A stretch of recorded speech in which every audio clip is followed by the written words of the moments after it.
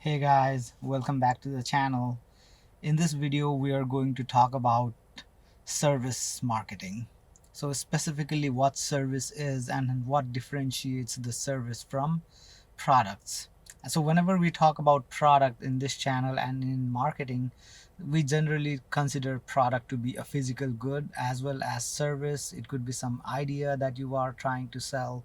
So anything that you are trying to sell that somebody has a need and want for is a product, right? So one aspect of product is service, or one type of product is service. So whenever we're talking about service, marketing a service is very similar to marketing physical goods, but there are a few differences when it comes to service versus physical products, which creates its own unique sort of problems that the marketer needs to solve. So when it comes to the difference between physical goods and services, there are four major differences, which makes marketing services slightly more complex and trickier than marketing physical goods. So let's talk about these four differences. You can think about these four differences as the four I's. So in marketing, I hope you remember the four P's: product, price, place, and promotion. In terms of the difference between services and physical goods, I hope you also remember the four I's. So the four I's are intangibility, inseparability, inconsistency, and inventory. So I'll go over all of these in detail and how, and also talk about how these impact the way you market service versus the way you market physical goods. So intangibility, as the name suggests, is a problem associated with the product not being physical in nature. Whereas you can touch a physical good, you can smell a physical good, or you can actually see a physical good, the intangible service is something that you cannot touch. You cannot touch service, you cannot see service, you cannot taste service, right? So it creates its own sorts of problem when you are doing service marketing. And whenever you buy a physical product, you go home and then you have a product in your hand. So I'm in the Walmart's parking lot. So when I buy something at Walmart, when I go home, I will arrive home with that physical product, right? But the service that I received in Walmart, when I go home, that service will no longer be with me. The service that the customer service representative or the salespeople at Walmart gave me is something that I won't be carrying home with me. When I go home, that won't be there, right? Because it is an intangible good. So what happens when you are marketing an intangible product? When I went and bought this shirt, let's say for example, I can actually physically touch this shirt to figure out what quality this shirt possesses even before I buy it, right? So I can see the product, I can maybe touch the product, I can maybe taste the product if it's a food, right? So I can physically examine the physical product, but I cannot examine the service that I'm going to receive until after I have actually received the service. The problem with intangibility is that the consumers are not able to judge the quality of the service because they cannot actually physically see, touch, or taste that particular product. So they will only know how good quality of a service they received after the service has been performed. So when I go into a restaurant, I do not know how good of a service I am going to receive there, right? And the service that I received there may be horrible, the service that I received there may be really good, but only after I receive the service will I actually know that, okay, I received a good service or I received a bad service. If I go to a barber and do a haircut, only after the barber has cut my hair will I know that I received a good service or bad service. So judging quality is going to be a very, very big problem when it comes to marketing service for the consumers versus when you are selling physical products. So what should you do as a marketer when you are trying to sell a service? So you want the consumers to think that you provide quality service, right? Since the consumer cannot see the product actually, so what you do is you provide the consumers with some cues. So let's say you have a very, very well recognized brand. So you've spent a lot of time and effort building the brand. Sometimes the brand itself might provide cues to quality. When I go to the Walmart, I know that I will receive a certain type of service. Versus if I go to a high end retailer, then I will know that I will get a different type of service. So the brand the brand recognition kind of helps, and what the brand stands for kind of helps in terms of the consumers judging the quality of the service. Similarly, if we talk about some other examples, when I go to the restaurant, how do I know that I will get a good service at the restaurant? I will look at different cues, right? I'll look at how well the servers are dressed. I will look at how clean the tablecloth is. I will look at uh, how well the table is organized, right? So I will look at where the restaurant is actually located. So I look at all these different cues that help me judge the quality of the particular restaurant. Now I only will be able to actually make a judgment on the quality of the restaurant after I have completed the purchase and have received the service. But at least those cues will help me know in advance or guess in advance what kind of service I receive. So if you are a marketer, what you need to do is you need to provide the consumers with the cues that the consumers are looking for when it comes to judging quality. Another example is in terms of pricing. If you have a product, if a service is priced higher than other comparable service, then the consumers start thinking that because it is expensive, maybe the service that I'm going to receive here will be a higher quality service compared to if I went to the competitors, right? So consumers are always looking for cues. It is your job to provide the cues to the consumers, right? So you make sure, if you are a restaurant owner, that your tablecloths are really clean, that your servers are well dressed, that they speak properly. If you want to show the consumers that the service you are providing is a high quality service even before they actually are able to enjoy the service that you are providing. Now the next way how physical goods and service is different is associated with inseparability. Now inseparability, as the name suggests, is a problem for service because you cannot separate the service provider from the service itself. So think about surgery, right? So surgery is a service that the doctor provides for the uh, patient. So without the doctor being present, can there be a surgery? Think about a barber. Without the barber actually being present at the time the service is provided, can there be any service? Now, this is not a problem with products because the manufacturer of the product can manufacture the product somewhere else and that product can be shipped. So there is not a problem of inseparability because you can separate the manufacturer from the product itself. But when it comes to service, you cannot separate the service provider, the manufacturer of service, from the service itself. So similarly for teaching, right? Now with online teaching, we are trying to separate the manufacturer from the service. Otherwise, if you are doing face to face teaching, then the teacher has to be present in the class to actually provide the service to the consumers, right? So inseparability is about the lack of the ability to separate the service provider from the service itself. So another factor that makes services different than products is the issue associated with inconsistency.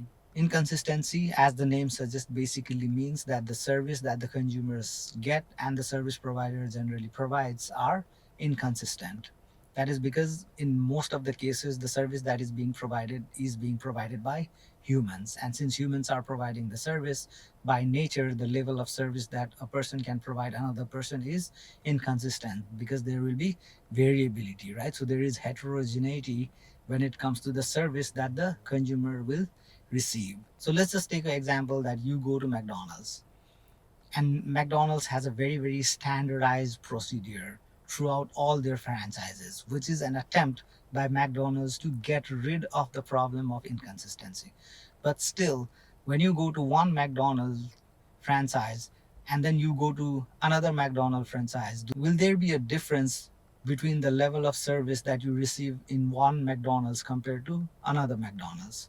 There will be some variation in the service that you receive in the different McDonald's.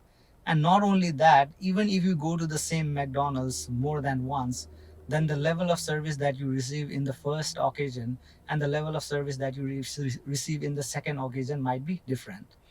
Even if the service provider is the same person, the level of service you receive at one time compared to the level of service received at the other time might be very different. Why do you go to the same barber every time? Because you think that the barber will provide you with consistent service, right? So it's an attempt by the consumers to reduce the problem associated with inconsistency. But we know, at least I don't know, but if you go to a barber, then you will know that the level of service that you receive, even with the same barber in one instant, might be different than the level of service that you receive from the same barber on a different occasion. Now, for sure, if you go to a different barber, even within the same establishment, the level of service that you receive might be different. Right? So inconsistency is the problem associated with the quality of the service that the consumers receive when they consume the service. Now, what can you do as a marketer to reduce the problem associated with inconsistency? Is you try to do what a lot of service companies do. You try to establish standardized procedures. So whenever you enter Walmart, and I am right now in the Walmart's parking lot, whenever you enter Walmart, a server will greet you. Right? They'll smile and they will greet you. It doesn't matter which Walmart you go to, generally there will be a server that will smile and greet you, right? So they try to establish standard procedures throughout their franchise so that the consumers receive a consistent service no matter where they go.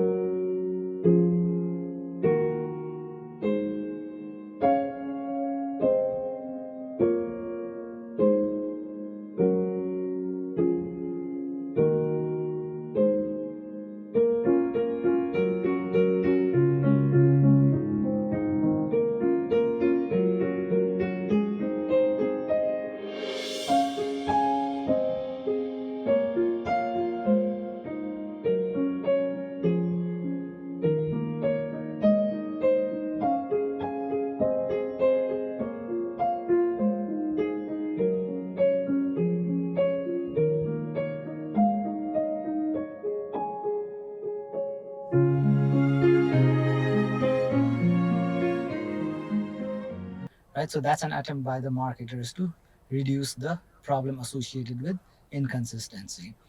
Not only is it enough to create standardized procedures, you also need to train your employees to do the things consistently, right? So training always helps with consistency, which is something that a lot of service companies will do. They will train their employees so that the level of service that they provide is very, very consistent. This is not a really, really big problem with physical goods because the physical goods are generally uh, created by machines, right? So if you have taken quality management, or if you have heard about the concept of total quality management, you will know the concept of Six Sigma and all of those concepts which talk about how well the machines are able to replicate the same process over and over again, producing the same quality of product all the time. So the other factor that makes service and physical products different is the problem associated with inventory. Inventory, as the name suggests, is to store the particular product, right? So a physical good you can actually store somewhere. So if you are a marketer and you're selling physical goods, then you can store the product. Walmart is selling a lot of physical products. What Walmart can do is, if there is no customer, Walmart can just store the product and sell the product whenever the consumer demands that particular product. But in terms of service, the problem is that you cannot actually store the service. Right? A surgeon can only perform so many surgeries per day. Like a surgeon will have maybe 2 hour slots, let's say, for example, like a surgeon has 5 2 hour slots each day, like 10 hours of service. So if one of the 2 hour slot is gone, there are no customers, there are no patients, then that means that that 2 hour has gone to waste. So inventory is associated with the perishability of product. Physical goods like grocery items will generally also perish if you don't sell, but you at least get a little bit of time, and you can figure out ways to store those products so that you can sell it at a later date. But it is not possible with services.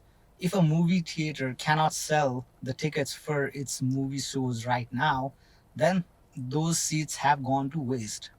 Yeah, because they cannot sell the seats that were empty today tomorrow. So let's take an example of airlines. Let's say that a plane has 300 seats capacity.